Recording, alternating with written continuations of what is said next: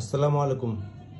আপনারা এখন এই যেই ইটের টুকরাটি দেখতে পাচ্ছেন, এটি একটি জল ছাদের বিকল্প। ছাদের থেকে রৌদ্রকরজ্জ্বল দিনে সূর্যের তাপ কমিয়ে টপ ফ্লোর কিংবা বিল্ডিংয়ের যে সর্বোচ্চ তলা যার উপরেই ছাদ থাকে তার টেম্পারেচার কমানোর জন্য এই ব্লকটি তৈরি। লক্ষ্য করে থাকবেন যে ব্লকটির নিচের অংশটি দেখাচ্ছি ইপিএস দিয়ে তৈরি। ইপিএস হলো এক্সপান্ডেড পলিস্টাইরিন। এক্সপান্ডেড পলিস্টাইরিন আপনারা দেখবেন নতুন টেলিভিশন কিংবা ফ্রিজ,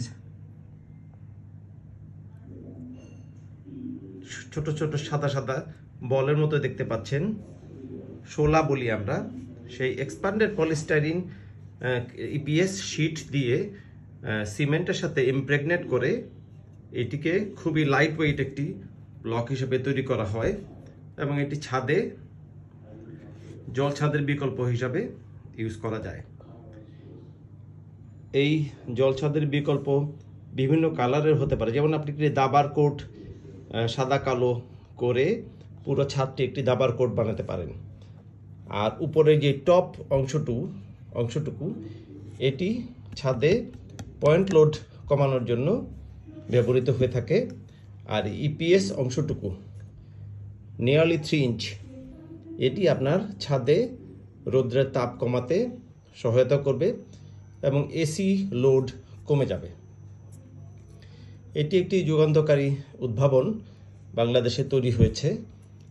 এটি যদি আপনি আপনার ছাদে ঠিকমতো সেট আপ করতে পারেন তাহলে আপনার জল ছাদের বদলে আপনার খরচ কমিয়ে আনবে এবং এটি খুবই উপযোগী একটি উদ্ভাবনী প্রকল্প।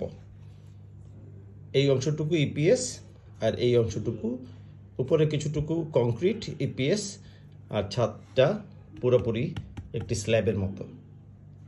আশা করি আপনারা এটা পছন্দ করবেন।